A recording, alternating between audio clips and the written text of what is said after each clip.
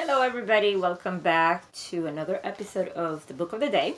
Today we're going to read How to Become a Rainmaker by Jeffrey J. Fox. Today I'm dissecting this book and I'm going to quickly go through the chapters, just sharing with you some of the thoughts that he put on paper. And we're going to get started. First of all, he starts defining the word rainmaker. He says that for the American Indian tradition, a rainmaker is an individual who has or use magical powers to bring the rain and nourish the crops. And once the crops are nourished, obviously they're able to feed the people. In a similar situation, rainmakers are considered the individuals in an organization that generate the most revenue. And obviously there is a code of behavior, and he basically goes into describing in the sales process or in the business world what rainmakers do in order to become successful. Now, the credo for a rainmaker is the following: cherish customers all the times, treat customers as you would your best friend, listen to customers and decipher their needs, give customers what they need, price your product to its dollarized value, show customers the dollarized value of what they will get, teach customers to want what they need, make your product the way customers want it, get your product to your customers when they want it, give your customers a little extra than they expect, remind customers of the value that they will receive, thank each customer sincerely and often, help customers pay you so they won't be embarrassed and go elsewhere, and ask to do it again. Now, I'm pretty sure this is self-explanatory, but when they do talk about value and dollarized benefits, it's basically talking about the converting into money, what he represents of money, the benefits that you provide from the products that you offer. Now, I'm going to quickly go through some of these topics. Always answer the questions, why should the customer do business with us? That's what the rainmaker does. Every time in their mind they think, how am I going to solve a problem for this customer and what can I do for them?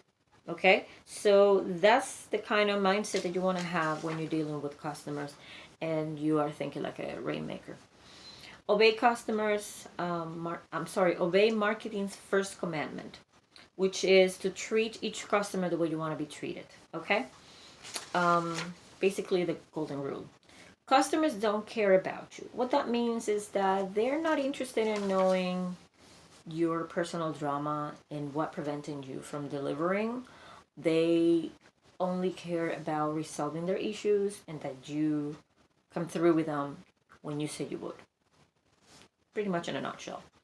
Always pre-call plan every sales call. In other words, be prepared thoroughly. Don't leave anything to the imagination. So he also provides a list of pre-call planning that I think you should consider in the book. If you guys are interested, I can definitely forward it. I'll quickly say it so that you know pretty much what it's about. The first one says you have to write all the sales objectives, needs analysis, the needs analysis questions that you're gonna have when you meet the client, something to show, anticipated customer concerns and objectives. Objections. Points of difference between you and competitors, meaningful benefits to customer, dollarization approach, investment return analysis, strategies to handle objections and eliminate customer concerns, closing strategies and expected surprises. In other words, you gotta be ready thoroughly, and even if you get a surprise, you want to be flexible enough to know how to handle it.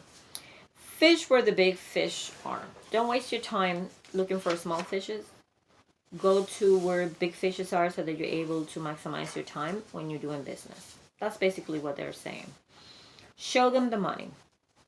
when you present the benefits of the product or services that you're offering, you want to translate that in money value so the customer can see why it will make sense to do business with you. That's basically it.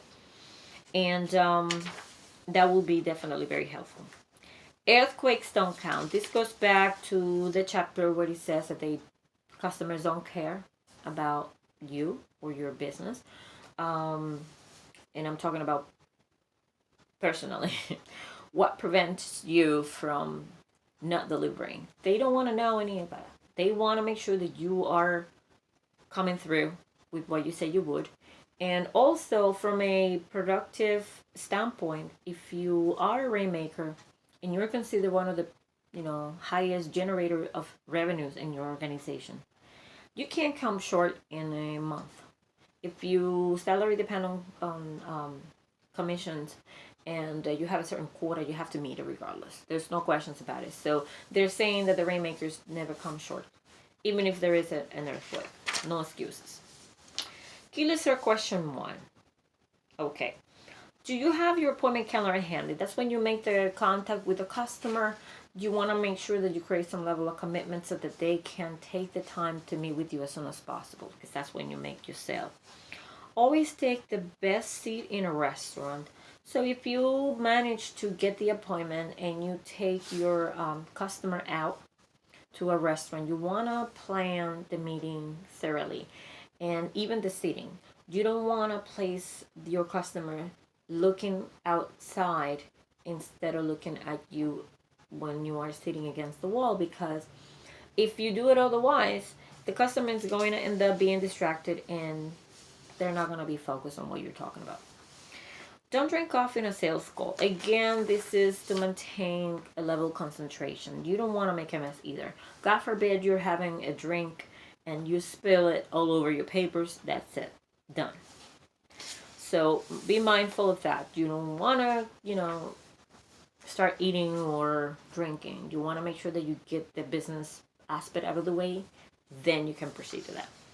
You're not at lunch to eat lunch. If you invite your customer to eat lunch, you have to remember, even if you're in a party, you're not there to mingle and have fun. You're there to do business. So you have to stay focused. And again, take care of your business first, and then you handle the other stuff. Never wear a pen in your shirt pocket. This goes to people who like to wear pens on your pocket so you don't spill and make a mess.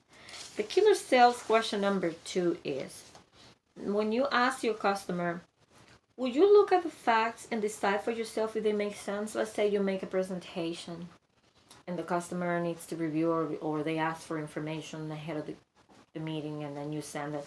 So you want to make sure that they feel empowered, that they're looking at the facts that you provided and you are setting them up to make decisions for themselves. So in that way they feel like, okay, I know what I'm doing, even though you're the one guiding them. Rainmakers turn customers' objections into customer objectives. What that means is you are turning whatever questions they may still have after the presentation or during the presentation into objectives. For example, there is an example here. When the customer says, your delivery time is too long. So a Rainmaker will respond the following way. So our objective is going to be that we should be able to get you the product when you want it, right? In other words, if they find, taking too long, let's say 15 days is too long for me. So our objective is going to be to make sure that you get it sooner. Something in the line. So in that way the customer feels like, you're definitely working together and you're willing to work with them or her.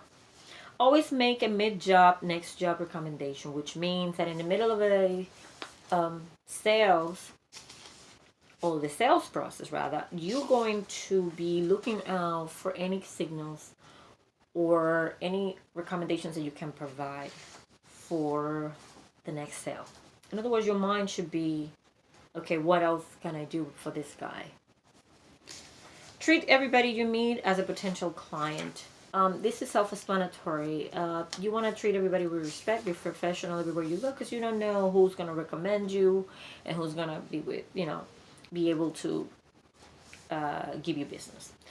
Heed the biggest buy signal. Now, that means is that you have to keep an eye for signs that will indicate that the customer is interested. And one of the signs that is considered the most valuable or the most important signal is when the customer is willing to meet with you, meaning they're willing to invest their time, and that's pretty much a indication that he's or she is interested in doing business. Key listers number 3.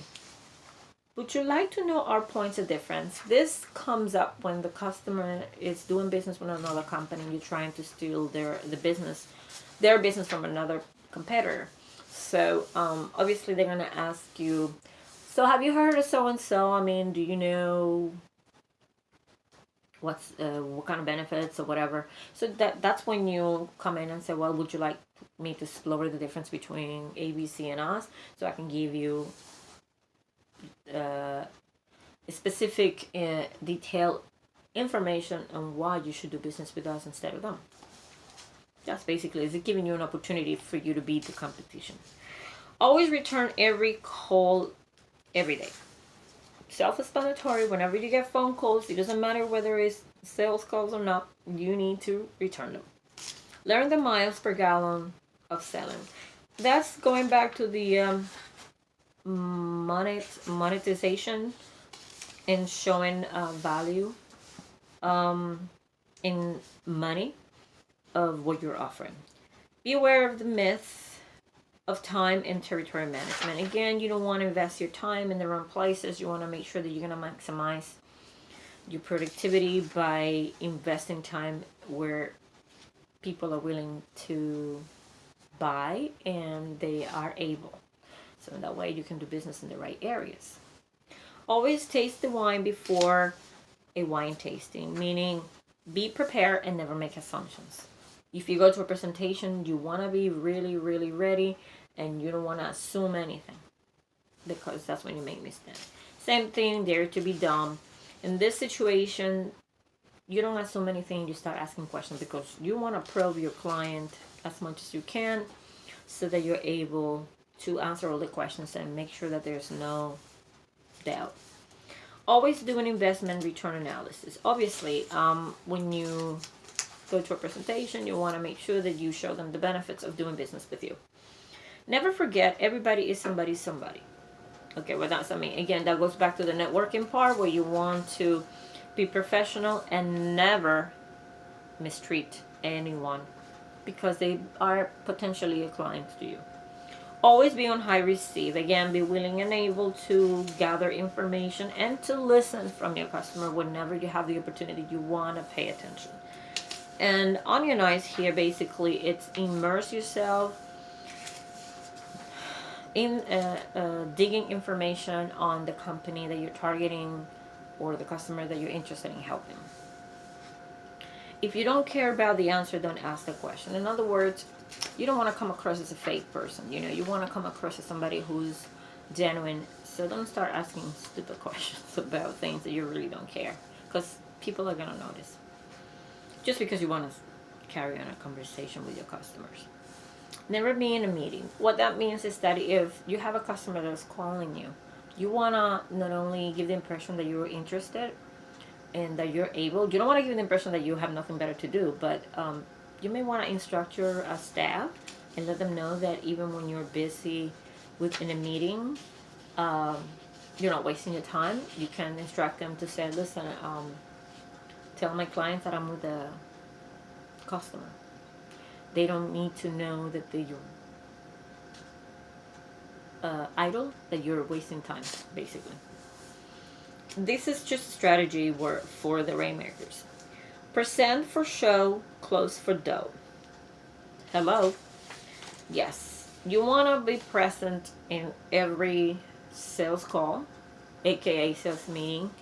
And yes, you want to make sure that you are there, present, prepare in order to close it. Because once you close a transaction, it turns into dough. dough that you're gonna use to make your bread. Get it? Now he uses an example here, buys from a babysitter type of thing. But basically, it's a comparison to, excuse me,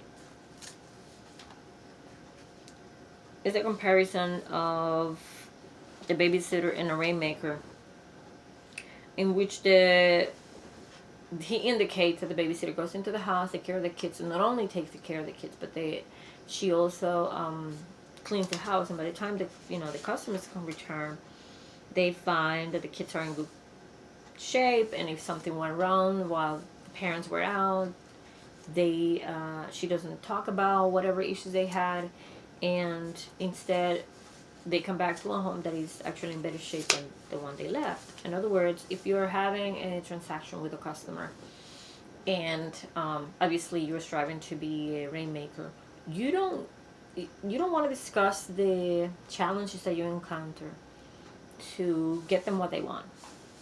You want to make sure that you come through and that you give them a little extra. And that way the customer is not only going to feel confident they can do business with you, but they're going to be also very happy because you're giving them more than what they expected.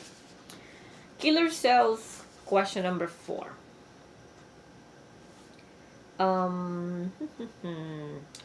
We would be happy to give you a demonstration if the demo is successful. Is there anything else prohibiting you from going ahead? Now, this is another killer question. When you do a presentation and you want to kind of get a commitment from the customer as to whether or not they're going to be able to proceed with you and moving forward with the sale. That's basically what they are, create commitment before. That's the key, before you give a sales presentation. You don't want to waste your time and then, no. If things make sense after I finish the presentation, would you be willing to go ahead? Yes. Whatever. Give and get. Yes. This is talking about an exchange. Like when you give something, you're going to get something from the customer. I wasn't 100% clear about that, but it seems that the customer is going to be aware. If you give them time, they're going to give you something in return, probably their time. If you give them a demonstration, then or a demo, you want them to give you a commitment that they will consider, blah blah blah. That sort of thing. It's not going to be like a trade-off. I give you something, you give me something back. That's basically what I understood. So as a rainmaker, you definitely want to get that. You want to give and you want to get. So there should be an expectation that must be understood by the customer from your end. He recommends that you have to sale on Friday afternoons because it's a better time and the office is quieter. Not many gatekeepers around, and actually you can make a better impression because it's considered a dress down time. So instead you're going to be dressed professionally, and yeah, it gives you an opportunity to do better than other days. Break the ice at the end of the sales call. Never do it at the beginning. A lot of people think that when you go to a sales call and you go to somebody's office, you have to look around and look for a common denominator to start a conversation.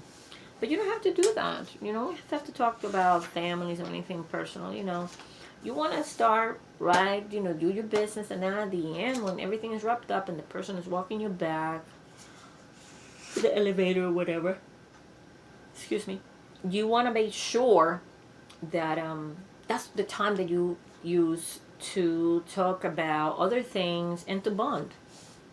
But at least there is a familiarity, because it's kind of awkward that when you go for the first time and meet somebody and you're like, oh, huh? You start talking about things and I'm like, but I don't know you, That's the reason why.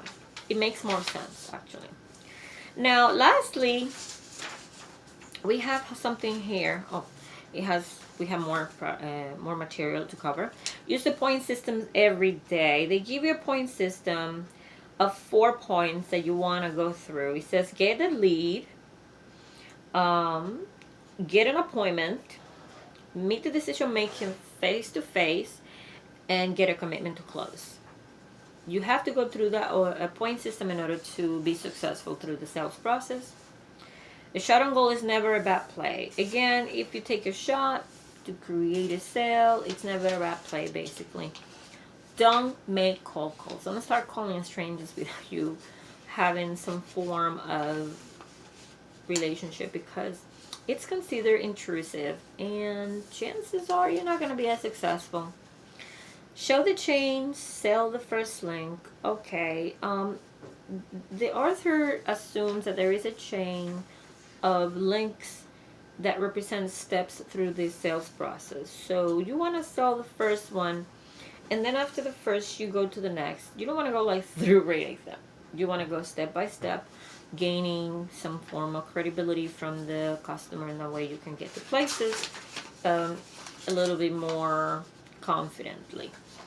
Don't talk with food in your mouth. That's very basic, and it refers to your manners when you are having a sales appointment, and especially when you're eating in a restaurant or having breakfast with a customer. You don't want, lunch or breakfast or dinner, it doesn't matter, but you don't want to be talking with your mouth full. It's really annoying and not very practical. Killer sales question number 5. Why don't you give it a try? Okay, again, it's creating commitment on the part of the customer, assuming that the customer have been exposed to the presentation and the product. You may want to ask for the sale, yeah, go ahead, give it a shot, give it a try. Here it's also talking about voicemail. All right, he says that you should love the voicemail and utilize it as a selling tool. You can actually leave a voicemail message detailed, and there is a nice example here of how to organize the voicemail message and make sure that all the information that you want to convey is there. So by the time you contact the customers again, you are going to be under the assumption that this is not longer a cold call. This is actually a warm call, and you're going to be asking for the appointment. And that way you don't have to repeat yourself over. You know what I mean? And this is the reason why you're using the voicemail, so that you don't have to go through all of that at the beginning of the first contact. Park in the back. If you go to a sales call, they recommend you to park in the back, whatever that means, of the office, so that they don't see you getting dressed. They want to make sure that you are all put together before you go into the meeting. Be the best dressed person you will meet today. This is pretty interesting for some of us who don't really care about dressing up. I believe that it's highly important in this business to look the best. And he says when you do dress up, it flatters the customer and it makes you look really good. So it's not about dressing up, it's about creating the habit of dressing professionally all the time, so it doesn't feel like a chore. And he talks about breakfast meetings bring the rain, because he believes that the breakfasts are more productive than having lunch, not to mention that they're cheaper. So, because if you catch a customer early in the morning, they're like more susceptible or more open for you to do business with them. And don't forget to leave your card. Your business card is very important. It's also used for following up, and it's a good tool as well to create a contact. Okay, let's say question number 6. The question is, what am I not asking to this customer? Okay? And once you go through the process and everything is said and done, okay? You want your customer to come up with questions. You may even internalize, and you may ask yourself, well, what am I not asking? What am I missing here? So, and you want the customer to be demanding. You want the customer to be asking you questions, to be interactive, so that there is no room for failure. 10 things you want to do to get business. I have 10 recommendations here. Quickly, I'm going to go through them. Send a handwritten note. Clip and send articles of interest. Talk to a satisfied customer and ask who else you might help. This is to get referrals. Send a thank you gift to someone who referred you. Give your business card to someone with influence. Send a letter to the editor of a magazine your customers read. Add 15 people to your mailing list. Leave a compelling voicemail message. Make an appointment. Call a client you haven't talked to in 2 years. So this is something that you can do every single day to get business. And how to recognize a rainmaker. The way that you identify a rainmaker is the following. You will supposedly notice that they are organized. They only make phone calls to decision makers, so they don't waste their time. They are detailed, planning their calls. Always have written sales calls, objectives, and they have a lot of questions to ask. They are empathic with the customers. They encourage and appreciate the objections so that they can troubleshoot them. Always show the value of the product that they offer to their customers and money. Ask for customer commitments up front. And a whole bunch of other things, basically. But these are like the most important based on what he considers to recognize a rainmaker. And let me see. Okay, that's basically it in a nutshell. This is what the book is all about, giving you information on how to become a rainmaker so that you can become successful in your career. And don't forget that the way that you as a rainmaker will dollarize the value that you offer, it's determining the competition, stating your benefits, quantifying the benefits that you offer, showing a money value, the breakdown, that you offer the product, demonstrate the true value of the products, etc. So that's pretty much it. He also provides a case study in the book, but I will highly recommend you guys to get it because I believe you're going to get some benefit from it. Now, quickly, I wanted to introduce Positivity by Barbara Fredrickson. This book here, it's a book that I think is going to help us all. It says groundbreaking research reveals how to embrace the healing and strength of positive emotions, overcome negativity, and thrive. So I'm pretty happy that we were able to go through this guide. I am very thorough, so I hope that you enjoy it. And if you have any questions, please drop a line. If you enjoy the content that I offer, in my videos, please give me a like. And also subscribe to my channel so we can continue reading. I hope you enjoyed. And if you have any questions or you want to expand on the topic, on any topic, that would be great as well. Take good care, and I hope to see you soon.